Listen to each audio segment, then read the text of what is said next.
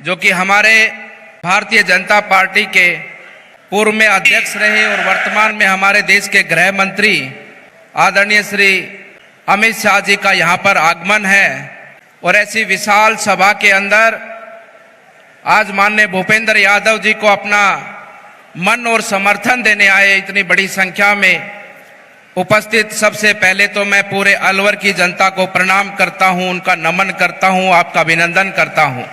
बंधुओं, चुनाव 2024 का है और ये चुनाव देश के लिए बहुत महत्वपूर्ण चुनाव है। पिछले 10 सालों में आपने भारतीय जनता पार्टी को वो ताकत दी जिस ताकत के फलबूते आज भारत की जनता के एक एक सपने को पूरा करने का इन पिछले 10 सालों में आदरणीय प्रधानमंत्री जी ने कार्य किया है। ये वही पार्टी है जो भारत की देश की जनता के सामने अपना उद्देश्य लेकर गई और अपने उद्देश्य के साथ में लोगों को जोड़ा, पूरे भारत को जोड़ा। और भारत की जनता ने जब इस पार्टी को ताकत दी तो इस भारतीय जनता पार्टी ने अपने वो संकल्प, अपने वो सपने, अपने वो उद्देश्य पूरे कर कर देश की जनता को दिखलाए कि धारा 370 भी तोड़ी और भगवान रामलला को भी विराजमान किया है। ये हमारे लिए बहुत गर्व की बात है कि आज हमारी आस्था, हमारा धर्म, हमारे पूर्वज, हमारे इष्ट, हमारा मान, हमारा सम्मान भगवान रामलला जो 500 वर्षों के बाद में रामलला का अयोध्या में विराजमान होना, मैं मानता हूं कि भगवान रामलला का विराजमान होना भारत की जनता को राजा राम मिल गए, उनके राजा राम अपनी गद्दी पर विराजमान हो गए। मेरा आप सबसे निवेदन है, क्या भगवान श्री रामलला जो राजा राम हमारे आराध्य देव अपनी गद्दी पर विराजमान हो गए तो क्या भारत में राम राज्य की स्थापना नहीं होनी चाहिए? मैं पूछना चाहता हूं आपसे, क्या होनी चाहिए कि नहीं होनी चाहिए? दोनों हाथ ऊपर उठाकर बताओ, होनी चाहिए कि नहीं होनी चाहिए? तो इसलिए बंधुओं, भगवान रामलला तो विराजमान हो चुके हैं, अब भगवान की प्रजा भी राम का काम करे, राम के पथ चिन्हों पर चले, अपने जीवन में भी सदाचार लाए, अपने जीवन को भी राष्ट्र भक्ति के साथ में राष्ट्र धर्म के लिए, राष्ट्र के लिए समर्पित करे।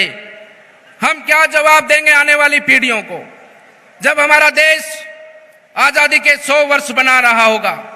हम क्या जवाब देंगे आने वाले हमारे भविष्य को कि जब हमारा देश आजादी के 100 वर्ष मना रहा होगा?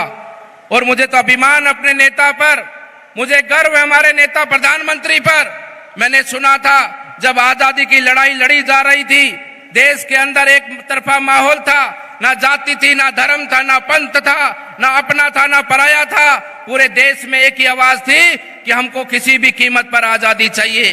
उस समय पर अनेकों स्वतंत्रता सेनानी हुए, उनमें से एक सुभाष चंद्र बोस हुए जिन्होंने देश के लोगों से कहा कि तुम मुझे खून दो, मैं तुम्हें आजादी दूंगा, तुम मुझे खून दो, मैं तुम्हें आजादी दूंगा। उसी स्वरूप को मैं देखता हूं, उसी भावना को मैं देखता हूं, उसी व्यक्तित्व को मैं देखता हूं जब आदरणीय प्रधानमंत्री जी लाल किले की प्राची से देश की 140 करोड़ जनता से कहते हैं कि तुम मुझे साथ दो, मैं तुम्हें विकसित भारत दूंगा। मेरे भारतवासियों का क्या धर्म नहीं बनता, क्या कर्म नहीं बनता, क्या उनका भारत के प्रति अपना दायित्व नहीं बनता कि हम आदरणीय प्रधानमंत्री जी के साथ मिलकर उनको मजबूती प्रदान कर आने वाले समय पर हमारे जो बच्चे बच्चियां आज छोटी उम्र में हैं, जब वो 25, 26, 30 साल की उम्र के होंगे तो अपने माता पिता को धन्यवाद देंगे, अभिनंदन करेंगे कि आपने देश के लिए काम किया, आपने मोदी जी को वोट दिया और आपके वोट की ताकत से आज मेरा देश विकसित राष्ट्र बना है। आज मैं दुनिया में जहां भी जाता हूं मेरे देश का सम्मान होता है, मेरा सम्मान होता है। मेरे देश में कोई गरीब नहीं है, मेरे देश में हर घर में हर एक योजना पहुंचती है, मेरे देश में हर बुजुर्ग का सम्मान होता है, मेरे देश में हर युवा की प्रतिभा का निखार होता है, मेरे देश में माताओं बहनों का सम्मान होता है। क्या ऐसा देश हमको मिलकर नहीं बनाना है? बनाना है कि नहीं बनाना? बनाना है कि नहीं बनाना? ये जिम्मेदारी किसकी है? ये जिम्मेदारी हम सब की है, आप सब की है। हम ही अपने देश को आगे बढ़ाएंगे। हम चाहे जिस दिशा में देश को लेकर जाएं, वो हमारा दायित्व है, हमारा कर्तव्य है और वो हमारा ही उद्देश्य होना चाहिए, वो हमारा ही धर्म बनता है। और हमारा तो सौभाग्य है कि हमको ऐसे नेता मिले हैं प्रधानमंत्री जी के स्वरूप में, जिन पर आज पूरी दुनिया विश्वास करती है। पूरा दुनिया का एक एक व्यक्ति उनके कहे पर, उनके व्यक्तित्व पर, उनके विचार पर हर एक और व्यक्ति विश्वास करता है। इसलिए बंधुओं, हमारा दायित्व बनता है कि ऐसे व्यक्ति के साथ मिले। हमारा तो केवल इतना ही दायित्व है कि आने वाली 19 तारीख को कमल के फूल का बटन दबाकर मोदी जी को तीसरी बार प्रधानमंत्री बनाए, अलवर से भूपेंद्र यादव जी को जिताएं और देश को विकसित भारत बनाने की ओर हम सब लोग मिलकर कदम बढ़ाएं। इतना ही निवेदन मैं आप सबके श्री चरणों में करना चाहता हूं। आप सबका अभिनंदन, आप सबका स्वागत। आप इशारे में समझ जाएंगे, कलयुग में एक गठबंधन, एक ठगबंधन के कांग्रेस के एक युवा नेता हैं तो 58 साल के, लेकिन युवा नेता कहलाते हैं। उनकी एक बहन है। हर युग में सनातन धर्म में, सतयुग में और होलिका, उसके बाद में मैंने बताया आपको शूर्पणखा, उसकी नाक कटी, उसके बाद पूतना, भगवान कृष्ण ने अंत किया। अब एक युवा नेता घूम रहे हैं कांग्रेस के, जो महागठबंधन ठगबंधन के नेता हैं। उनकी भी एक बहन है, वो बहन उनकी घूम रही है। उनका नाम नहीं लूंगा, चुनाव की आचार संहिता है, आप लोग सब समझ गए होंगे। एक नेता कांग्रेस का घूम रहा और उसकी बहन घूम रही है। वो चारों युगों का जैसे पहले अंत हुआ, अब इनका भी अंत होगा। इस समय जो युद्ध है, इस समय जो संघर्ष है, पूरे देश में जो कोलाहल है, देश में जो भारी वातावरण माननीय मोदी जी का बना हुआ, इस समय जो वातावरण बना हुआ है, वो असली जो युद्ध है वो बेईमानवाद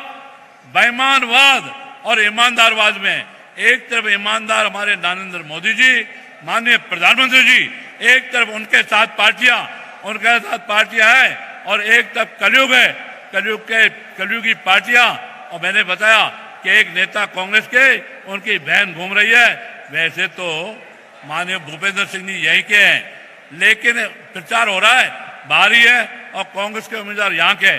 अरे मुझे बताइए कांग्रेसियों बताइए कि सोनिया गांधी को जो लादे घूम रहे हो, श्रीमती सोनिया गांधी जी को जो लादे घूम रहे हो, वो सोनिया गांधी क्या देश की है? जब वो विदेशी है तो हमारे भूपेंद्र सिंह जी विदेशी कैसे हो गए? वो देश का ही है। इसलिए झूठा प्रचार कांग्रेस का ये जो हो रहा है, हम लोगों को, हमारी शक्ति को, हमारी मातृशक्ति को, हमारी शक्ति को चुनौती हो रही है। और चुनौती हो रही है मां दुर्गा को।